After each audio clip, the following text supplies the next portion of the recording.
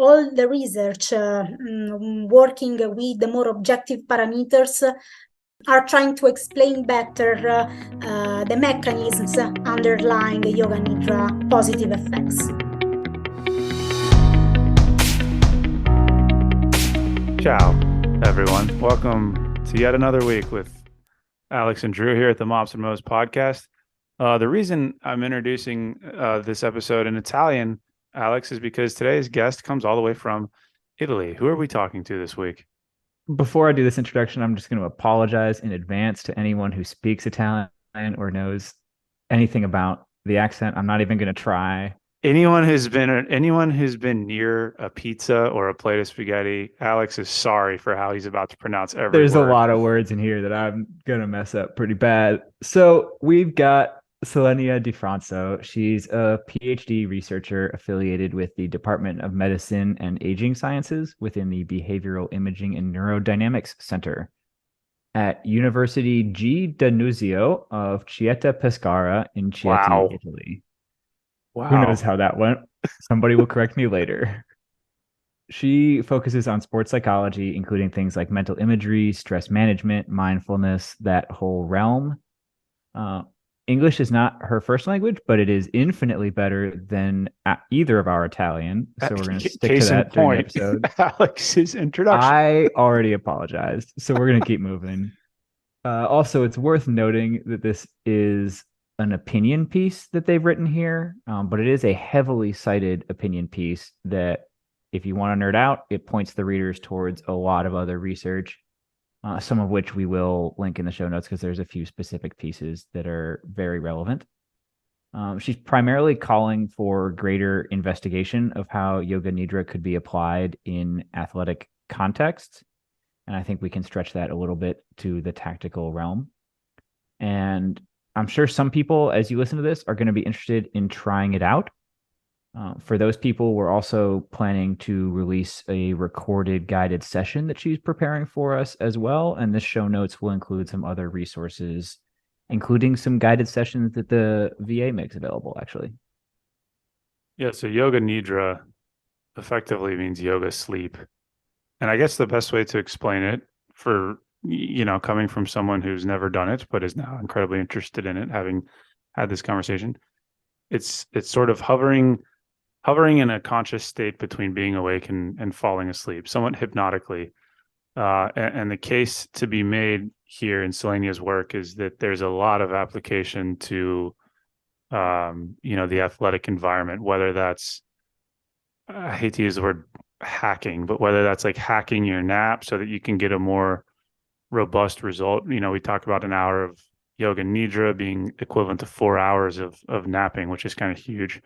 But just, I think a lot to take away from an area of yoga broadly, but more specifically, this kind of niche subsection of yoga. There's a lot to take away for folks that haven't maybe been exposed to it before. And so, as Alex mentioned, we'll link the opinion piece in the show notes. We will have the guided meditation that she'll provide for us. And then really, if you just kind of give it a Google, you'll find a lot of resources out there that I think will be available and helpful to folks that walk away from this one kind of curious about what this practice actually looks like.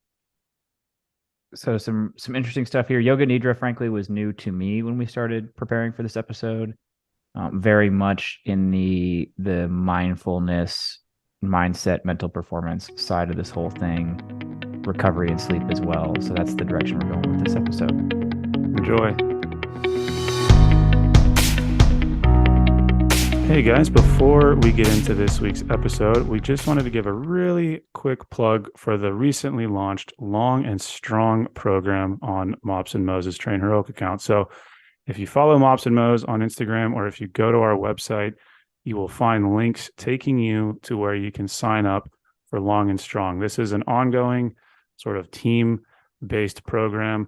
For the next couple of weeks before September kicks off, we're doing a discount sign-up rate at $20. So if you sign up now using the links that I just mentioned, $20 after the beginning of September, once the program goes live, it'll increase to $30 a month. So take advantage of it now.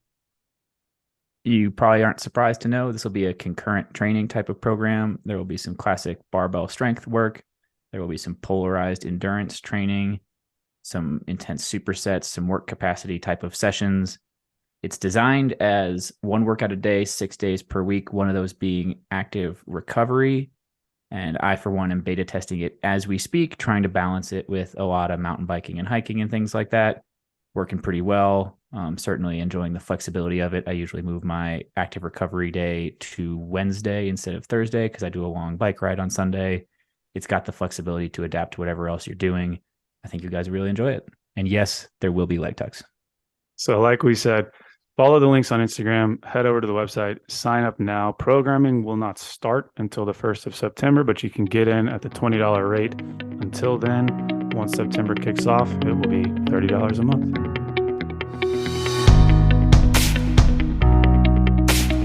I want to ask because I have no clue, but can you explain Yoga Nidra?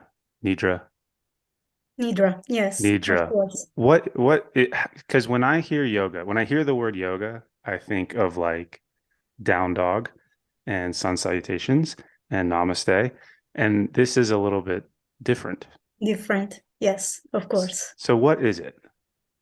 So Yoga Nidra, it's part of the yoga techniques.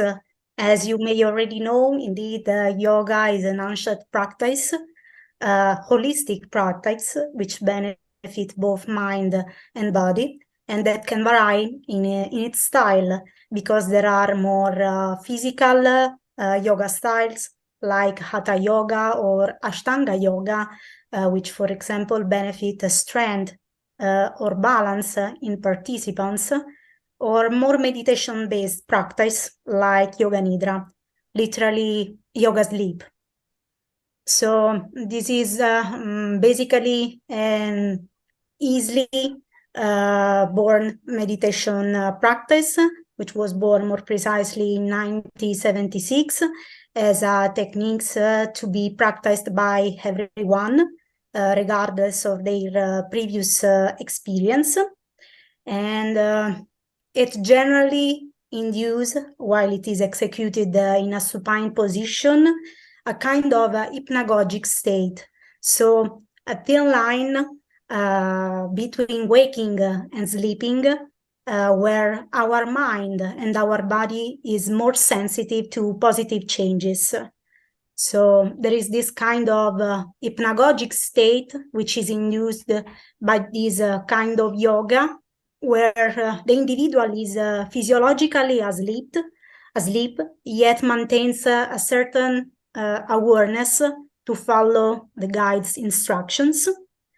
And it has been related to different improvement in sleep parameters, like sleep onset, latency. So, for example, the time which intercourse between when we go to bed and the real onset of sleep, or sleep quality in general. And this is the reason why it is frequently used in sleep lab protocols, and it has been used with different population, with elderly, with war veterans, with adolescents, and so on.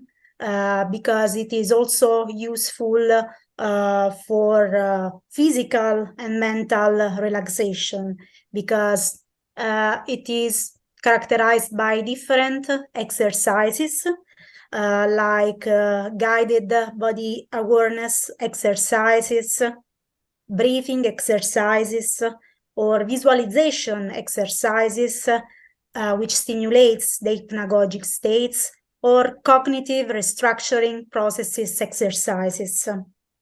So it is a kind of conscious sleep, which is one of the features which mainly differentiates this kind of yoga from the other practice and other meditation-based practices like body scan or transcendental meditation, which are more considered as aware-awake states.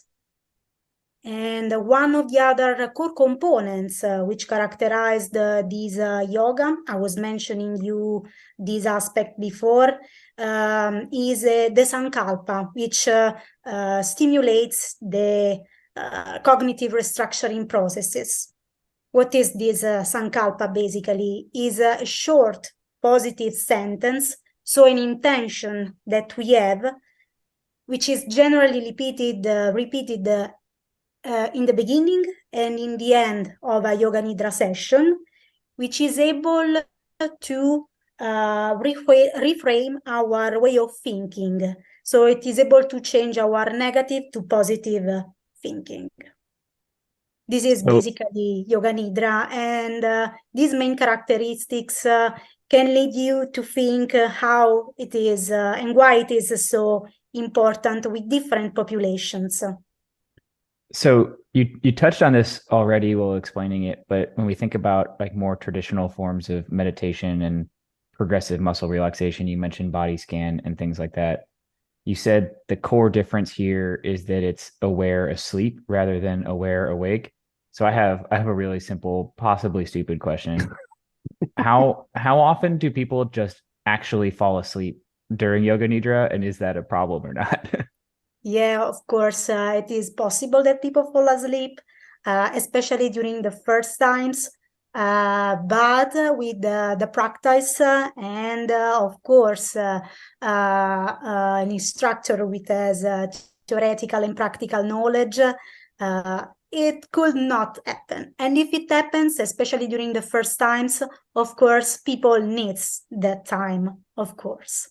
Okay. So This this brings up a question because I have been in, I'll call it like a traditional yoga class where, you know, at the end, everyone's sort of laying there and then the teacher will come around and put like a rag on your face or something. And sometimes you'll hear somebody snoring in the corner because they've fallen asleep. It always happens, yes. So with Yoga Nidra, like, can it be conducted in a class environment, or is it best to be done one-on-one, or is it even better to do it sort of on your own, non-guided?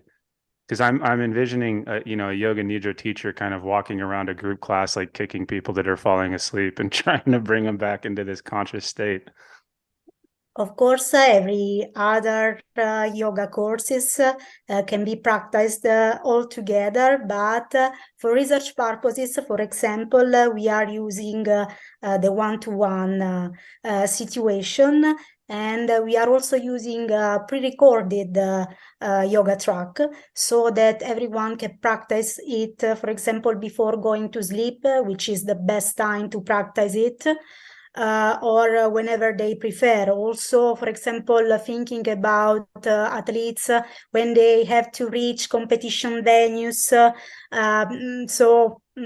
Profiting of that time, for example. I have some tips to not fall asleep also. For example, starters have not to exceed for the first times the 45 minutes, I will say, because instead of maintaining that thin line between waking and sleep, they could fall completely asleep. And after these 45 minutes, it is quite normal.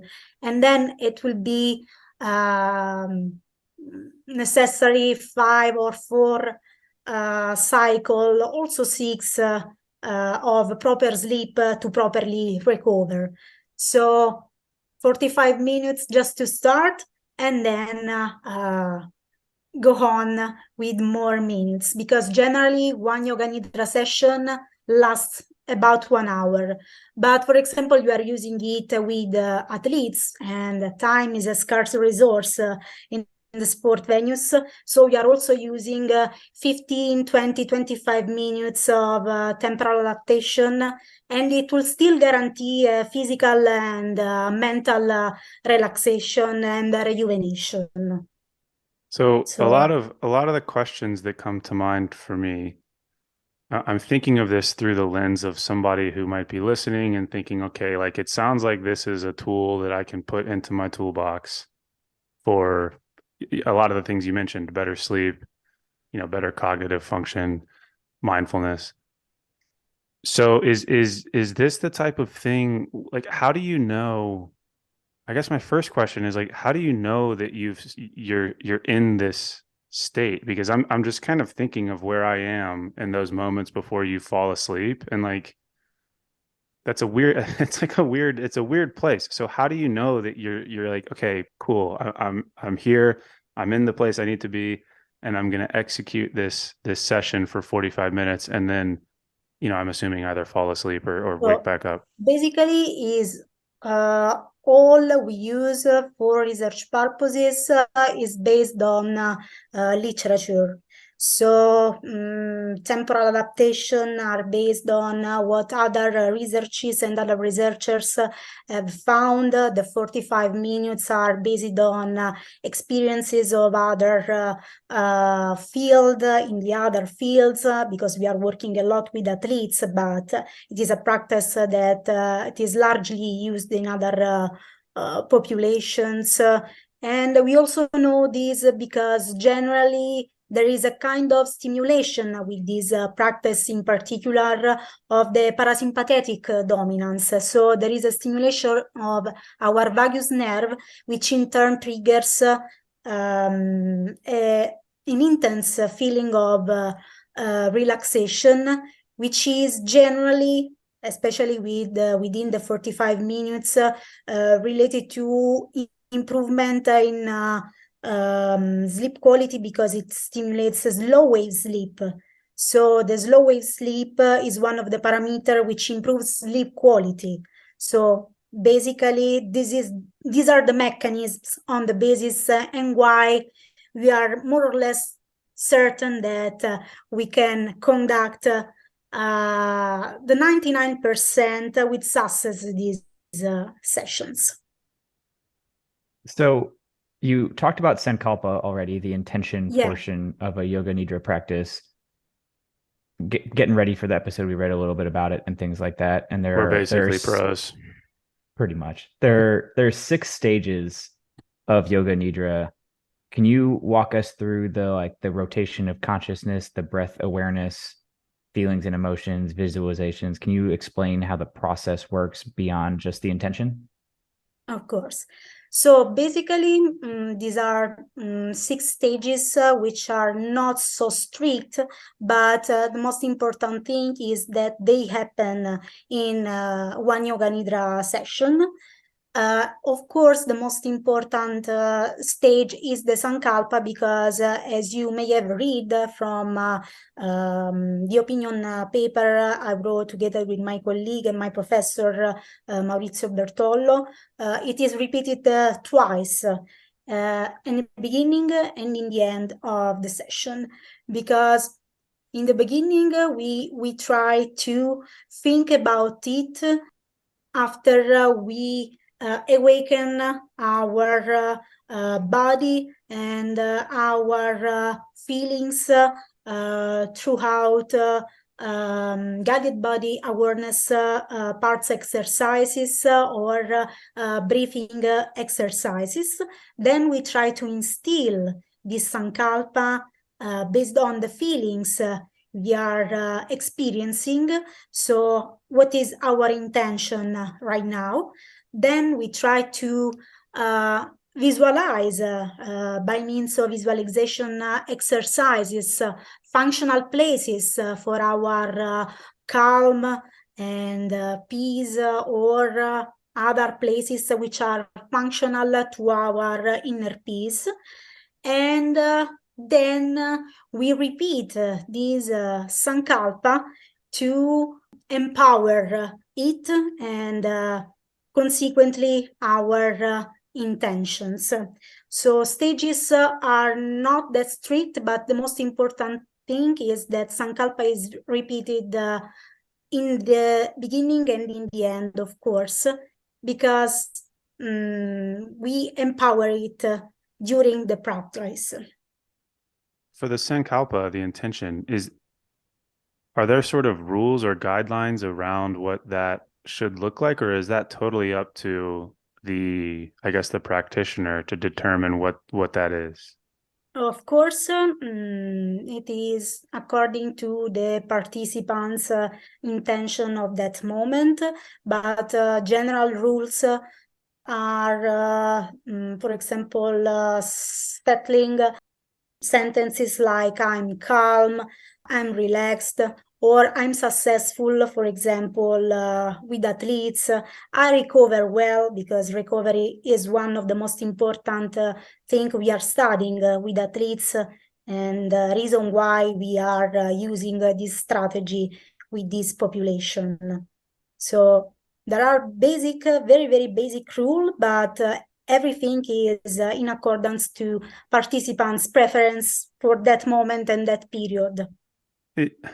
So then my next question, because this seems like, I mean, it seems like this really cool, heightened, like state of like this heightened state of awareness. Like, oh man, I have this, like I mentioned, tool in my toolbox now. Like, and I'm thinking of the population that tunes into this, and they're going to say, okay, if I can do this, I'm going to do this all the time. I'm going to do this every day. I'm going to do it 15 times a day. Like, I'm going to be a superhero. Is there a point, like, I guess what I'm getting at is there a point at which like you can overdo this and it just becomes not as impactful as it might be? Like, what's the sweet spot for how many times somebody might go after this sort of yoga nidra approach? So basically, like every approach, also the medical one, it needs consistency. Also, the medical approach, if you think about it, you cannot take an antibiotic one day and that's it. Okay, so practice and consistent practice is, of course, the key to reach purposes by means of Yoga Nidra. What we suggest, for example, with athletes, is to practice yoga in general, not just Yoga Nidra, at least once a week, to instill in participants the awareness of the yoga benefits in general, to instill the awareness of their requirements, and then also a more fruitful use, I will say, of yoga techniques, and in particular Yoga Nidra. So it is also this topic, this aspect, a bit in accordance with athletes or participants in general needs and requirement. Indeed, for example, Yoga Nidra should be avoided, I will say like this, in people, for example, suffering from hypersomnia problems, or problems with alertness during the waking time of the day. Okay, so because, of course, it can be successful and useful in people with insomnia-related issues, but there are also people suffering of the opposite problem. So, for example, I will suggest not to use it. I hope I was No, that was perfect. And for your question. well, no, every answer you give makes me start to think about more questions that people are probably going to have about this. And I know, like Alex and I were talking, I think because of how appealing this sounds, I know that people are going to want to know, like, how do I start? And so maybe kind of my next question along those lines is, like with anything, I would imagine getting into this as a beginner, is it best that somebody seeks out more of sort of the open environment that you talked about in your paper, or more of a guided environment? And then does that change as you become more experienced? Like, I would imagine that somebody like you, who's, I mean, I can only assume, like an expert at this, are you better off kind of just doing it on your own, or are you better off in a guided environment? Like, what does that journey look like for somebody just getting into somebody who's very efficient at it?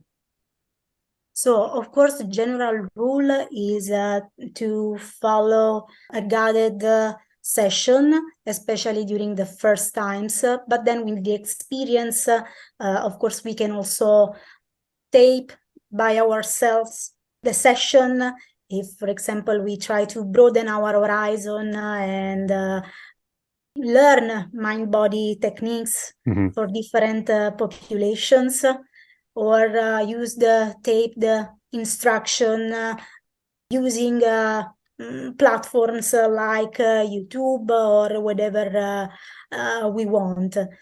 But for me, in my opinion, the best way to start is to start. So if you want to practice it not in a guided environment, so group lesson, and if you want to start, it will be probably the case that you need it. So if you start, probably then you will instill in yourself the awareness of what you need, and will be more consistent with the practice. I mean, is this something that can be done like a session? Like, is that something that you can do just sort of in the middle of the day, almost like you would, take a nap maybe in the middle of the day? Or is it something that you need to do and then immediately kind of follow it with a full night of sleep, if that makes sense? So we are using it with the athletes immediately before going to sleep. But of course, what we suggest, for example, in our opinion paper, is to use it also instead of traditional naps. So of course, it can be a nice way to counteract sleep debts and challenges, of course. Also because, as I was mentioning you before, sessions last about 1 hour, also with the super experienced practitioner, 1 hour and a half. But of course, there is the temporal adaptation, which will still guarantee physical and mental relaxation and rejuvenation. So we can use the 20 minutes Yoga Nidra session for naps to use it instead of traditional ones. So of course, it can be used also during the day, because naps are not something which happens before going to sleep. Well, and one of the things that, and we may dive into this later, but I know one of the things that stood out to me in your piece that I think came from sort of the original manual on Yoga Nidra was that I want to get it right. It was like 1 hour of a session is kind of the equivalent Yes, to 4 hours of sleep. I mean, that's like that in and of itself is like a huge thing. Like what backs that up? Is that like is that real? of course, is that real? And it is guaranteed by the fact that the practice, so the stimulation of the parasympathetic nervous system and the high cardiac vagal control can stimulate slow wave sleep, which are fundamental to guarantee rejuvenating sleep. So, of course, that's something real, and that's the reason why also an adaptation can guarantee that 20 minutes correspond, for example, to 1 hour ordinary sleeps or 1 hour and a half. Mm-hmm. Okay. Yeah, because I just know like when somebody hears that or reads that, they're gonna be like, "Oh, dude, now I only have to sleep for like 2 hours a night because I did 4 Yoga Nidra sessions today, and that's the equivalent of 16 hours of sleep. Like I'm ready to go." Yeah, this is the reason why it is really frequently used in sleep lab protocols for different population. We are using it with athletes because there is still scant research concerning it. We still don't know why, but there is a really scant research with that, but it's frequently used in other populations because it really helps. Also because it also guarantees emotional balance, emotional detachment, so the detachment from negative thinking, because there are cognitive restructuring processes, exercises, and so on. Also because mind-body techniques in general, and the Yoga Nidra probably in particular, are really related and really work with our interoceptive awareness skills. So our capacity to listen our bodily signals, our capacity to appraise them, and to to do something to work with them. And these are all components which are related to stress and emotional regulation. So Drew touched on the sleep one there, and I just want to lay it out a bit because after I read your piece, I went down a little bit of a rabbit hole reading other research specifically on the physiological impacts of Yoga Nidra, and I found a piece. It came out about a year after the one you published. It's from a Canadian and Indian team, and they spent a lot of time kind of surveying the literature that was already out there on the various physiological benefits of Yoga Nidra. And I'll just quote from them real briefly here and then hand it back to you to talk about why some of these are so important. But they found that, and this is a quote, clinical studies have shown that Yoga Nidra meditation is associated with positive physiological changes, including improvements in several hematological variables. So blood stuff, including red blood cell counts, blood glucose levels, and hormonal status. 2 neuroimaging studies have shown that Yoga Nidra produces changes in dopamine release and cerebral blood flow, further confirmation that its effects on the central nervous system are measurable. And the practice has also been shown to reduce psychometrically measured indices of both mild depression and anxiety, although those benefits were not shown experimentally to be as effective for severe depression and severe anxiety. Can you just talk briefly about the huge range of potential impacts this has? Because we're talking about the athletic setting here, and we've talked some mental variables. We've also talked some mental health things and sleep and all that stuff. It seems really broad in the potential benefits here. Yes, of course, literature is focusing and has focused a lot on physiological parameters because it is a way of objectify our results. Also, in our study, for example, we are working with alpha waves or other objective measures related to sleep, like sleep efficiency or sleep latency, waking after sleep onset latency. And for example, what we found concerning alpha waves is that these can be related to improvement of recovery skills. So this is one of the other reasons why we are using objective measure, because we are trying to have an objective measure of so to try to understand better which are the mechanisms that leads to recovery improvement in athletes in our case, or they can also be related to an improvement in the control of stressful situation, because sometimes alpha waves can be higher in certain situations, but sometimes then can be also lower. But in both cases, we noticed an improvement in recovery skills. So sometimes it can be related to a specific mechanism and other times to other specific mechanisms.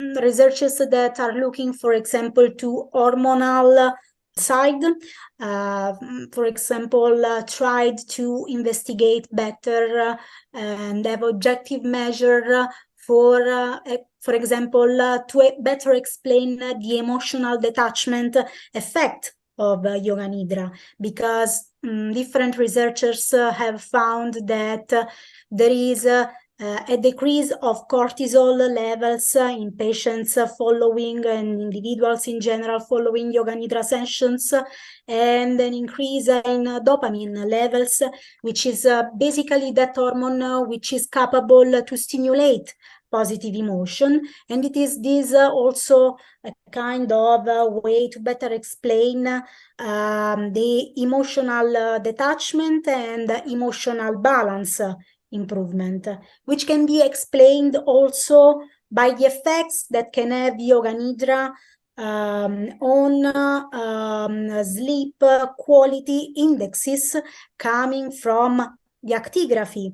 Also in our researches, for example, we are using particular watches which are able to give us a specific index which can objectify our results concerning sleep quality improvement. So all the research working with the more objective parameters are trying to explain better the mechanisms underlying Yoga Nidra positive effects. So just continuing down that rabbit hole of like other applications of it and things like that, your research pointed me towards the iRest page, which shares a bunch of resources. And for anybody who's listening to this, their research tab is a great place to go to find additional research that's been done on this. And there's a couple that are related to what the military is doing right now. One is looking at Yoga Nidra as an option for occupational therapy sleep interventions. And we're in the midst of integrating occupational therapists kind of embedded with organizations now, which is pretty new for their field. And I thought it was neat seeing sleep is within kind of scope of practice for occupational therapists. And there is limited research there. And this seems to point to Yoga Nidra being effective as a clinical intervention for occupational therapy for improving the time people spend asleep after they go through it. I thought that was pretty neat. That one wasn't specifically military, but then the one that I found really interesting is, and this was on the iRest page, a 2010 pain management task force report from the Office of the Army Surgeon General listed Yoga Nidra as a tier 1 modality for pain management. And that's not one we've really mentioned before in this discussion. Do you know anything more about Yoga Nidra for chronic pain? Not specifically for chronic pain, but I can tell you that for individuals, we are studying, I repeat it, Yoga Nidra with athletes, but all the positive effects of Yoga Nidra can, of course, constitute a kind of a virtuous cycle for participants and practitioners. Why? Because I mentioned you several times during this conversation that I can increase objective measure of sleep quality, of course, also the self-assessed sleep quality, but I mentioned you also the emotional balance and emotional detachment, the cognitive restructuring processes, but of course, other two main effects are the reduced pain scores and physical tension. So this is one of the reasons why Yoga Nidra is also described as a systematic method to induce not only mental but also physical relaxation. And it is one of the strategies considered as more comprehensive because, for example, there are guided body parts awareness that are exercises that are functional just to pain scores, for example, for reducing pain scores. I did think it was interesting as, like you said, because of its holistic nature and because of its comprehensive nature, it gets involved in a wide variety of potential applications. And from what I'm seeing, it does look like the Walter Reed Hospital, the Veterans Administration, several other like military affiliated organizations are also applying this for things like post-traumatic stress, as well as traumatic brain injury and things like this. So just seeing the wide breadth of things it's been found to be helpful for is really interesting. So the question is why can this still be used with so many populations? I guess, I mean, that was more of a statement than a question. I don't have Alex too loves much of a question statements. there. Alex likes making statements and not asking questions. He platforms himself. No, but I'm Italian, so. Oh, she did it. She did the hand thing. Yes. Exactly. For everyone who can't see it, she did the emoji, like the pinch. Yes. Che Oh, cosa? that was perfect. I guess to turn it into a question, then I'll ask you, which of those directions are you most curious about exploring? Is it Yoga Nidra for sleep? Is it for stress? Is it for depression? Is it for post-traumatic stress? Like, where would you most like to see this go? I see. Of course, Yoga Nidra for sleep because the effects of a conscious sleep are still scant researched. and because sleep quality is essential for recovery stress balance in athletes, which is crucial not only for athletes' performance, but most importantly for athletes' health. So, of course, sleep quality, but a better sleep quality will mean and will translate also in a better emotional and arousal management, and would translate in a better coping with stress. So there is a kind of vicious cycle that can be interrupted by means of Yoga Nidra. Okay. Weird question. And maybe there's not an answer to it, but we've listed off all the awesome things. Is there anything like, are there any negative side effects? And I'm not thinking like, obviously there's not like a risk of death. Well, maybe, I don't know. But like, have you seen instances where this becomes overused or there like it creates issues or anything like that?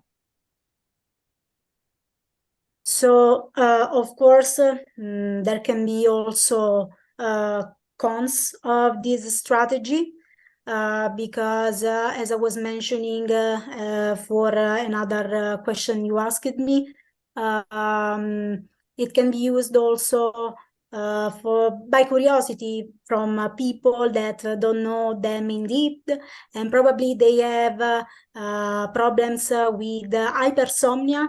So this can be counterproductive, of course. So I should have asked you this question at the very beginning, or at least earlier on, but out of curiosity, what did your Yoga Nidra journey look like? I mean, how did you get into this? What was your background leading into it? And then, obviously now this has culminated in some pretty extensive research on your part. So like, what was that? What did that look like? So my journey is a bit complicated, but so I studied sports science, and then I did my PhD about psychophysiology of sport and exercise. But after my PhD, I was not sure if I would be able to continue my career in the academia. So I didn't know if there would have been money for my career. So, okay, why in the beginning I studied sports science? Because I would have been an holistic trainer for patients, individuals, and so on. And I studied a lot the holistic practices, and Yoga Nidra came to me. I think the practice discovered me, not the contrary. And basically, during a PhD, at least in Italy, you are more followed by your supervisor because probably there are some research lines that needs to be somehow better studied and so on, and then you are more free. So fortunately, there were money to continue my career. I was more independent from my supervisor, and I started to apply yoga, especially with athletes, because studying it, I also discovered that it can be really useful for athletes, but there is still scant research. And that's basically my journey. And I hope to continue it for research purposes, especially because so far, for example, there is just one case study, one opinion paper, and basically the one I wrote together with my colleague, and we are submitting another study. So really, really scant research in this field. So, and it will be amazing, in my opinion, to continue also to better study the cons of the strategy, not only the pros. What, I mean, maybe this kind of works us towards a close, but for people who now hear this and think, okay, this like I want to do this, like I want to start doing Yoga Nidra. This sounds really cool.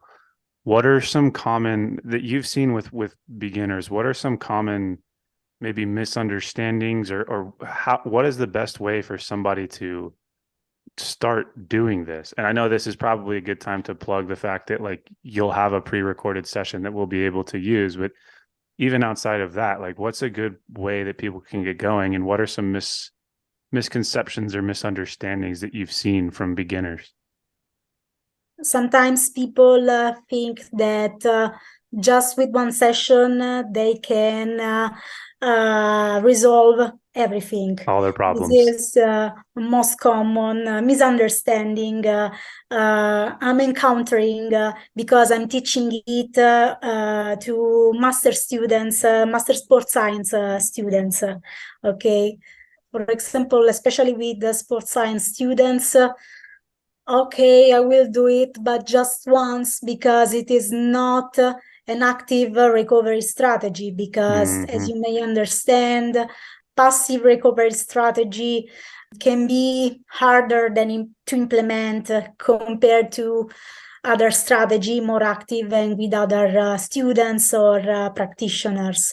But in that case, I always remember that it is not just a supine calming posture, Yoga Nidra, as more than that. So, and just try. On that note that you mentioned about it not being active, the study with athletes that she's mentioned a couple times here, they also collected like subjective feedback from the athletes, and the vast majority of the feedback was extremely positive. They wanted more of it. They thought it got lots of benefits, but there were a few in there who said that they wished it was more active. It wasn't really for them. Like they got bored, so to speak. They wanted to like do more. So that's just like a warning, I guess, for those that are looking for kind of the active recovery you would experience with a more traditional yoga practice where you're like moving around, doing poses, things like that. But This that isn't is so that. stupid. Those people are so stupid. Because why would you engage in something like this and be like, oh, that was it? To me, that's like going to run on a treadmill and then getting mad at your coach because, like, well, oh, that wasn't back squats. It's like, well, no shit. That's not the intent. Sorry. I'm like getting upset with it. But it's like, I feel defensive of Yoga Nidra now because it sounds like a really cool passive recovery modality. And I think a lot of people, especially in a military setting, I'm going to use the hands, could use some of that. So anyway, sorry. Yes, I always say that everyone has its yoga style, basically. So this is the reason why talking about yoga in general, I always suggest to try as many as possible yoga techniques and found the best one, because it's quite normal that more active people can prefer more active strategy, especially to recover. But of course, with our athletes, the athletes we contacted for our research, we had much more positive feedback, probably because it's not that used as a strategy.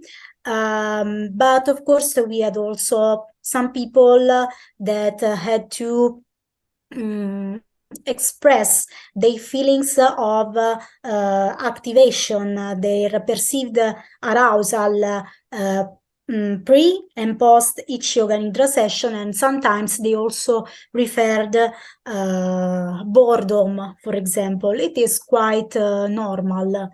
And if it is not the case, there are so many yoga styles that it is quite impossible not to find the right one for everyone. Well, okay, this might be a dumb question, but this comes to mind because, and I don't, granted, I don't know a whole lot about the history of Yoga Nidra, but why use the term yoga as a descriptor, if that makes sense? Because I can understand sort of where Alex was coming from with this, and that, you know, when people hear the word yoga, certain things come to mind, and then to move maybe away from that towards more of like a practice of stillness, a practice of sort of internal work, as opposed to a lot of sun salutations and things like that. Like, I guess maybe this is more of a Yoga Nidra background question, but what about it puts it into a yoga category, if that makes sense? Yes. No dumb question. No, Yes. not at all. Yes. Not at all. I think that when we talk about yoga in general, we prime something in our mind, some ideas of peace and calmness. So this is the reason why it is, at any rate, associated with this kind of practice. But studying better yoga, you will find that there are different styles, some more physical, some more meditative, or that more precisely, yoga is a multi-component practice, which is characterized by movement, mindful movement, breathing exercises, meditation exercises, and so on. But I think that the idea and the ideas which instill the word yoga is one of the main reasons, of course.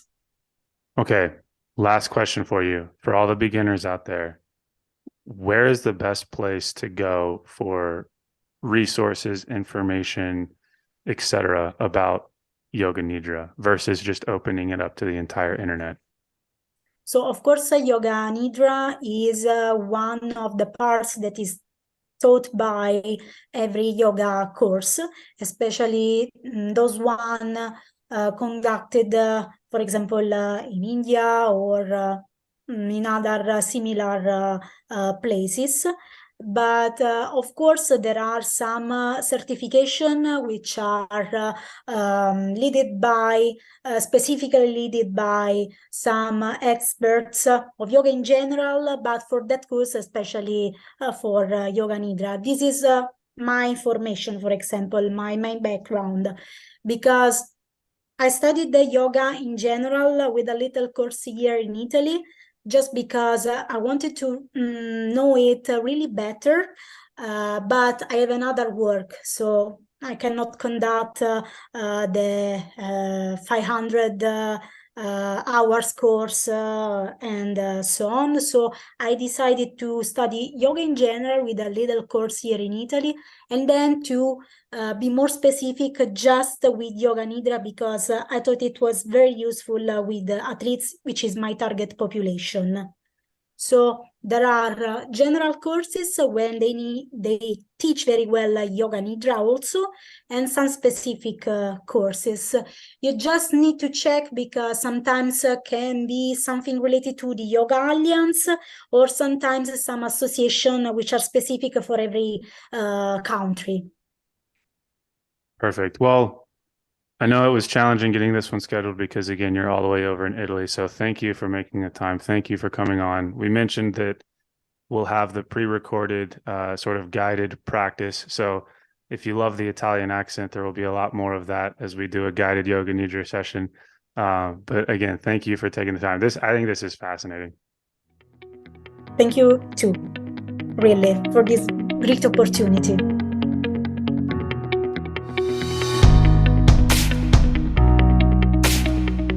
Hey, Alex, let's cover our ass real quick. Oh, great idea, Drew. All right, guys. The views and opinions expressed in this program are those of the speakers and do not necessarily reflect the views or positions of any entities they represent. Thanks for tuning into this week's episode. Before you go, please rate and review the pod on the listening platform of your choice. You can also visit us on our website at www.mopsinmos.com. That's mops, the letter N, mos.com. You can check out the library of podcast episodes, our latest blog entries, any helpful resources, and also sign up for our newsletter. Drew nailed it. Just to underline a couple of things, the podcast entries have in-depth show notes on the website. So if you missed anything or you want to read any of the research we talk about, it is all there. You can, at the bottom of the website, sign up with your email and receive future updates from us. The blog posts go a little bit more in depth in kind of written form on a couple of topics we get questions about all the time. But most importantly, I just want to ask all you guys, our best way the word gets out is absolutely word of mouth. So tell your friends, tell the people you work with, anybody you think would find it useful. Thanks for spreading the word. If you have any questions or comments, feel free to shoot us an email at either Drew or Alex at mopsinmos.com. Or there's a contact form on the website. Thank you.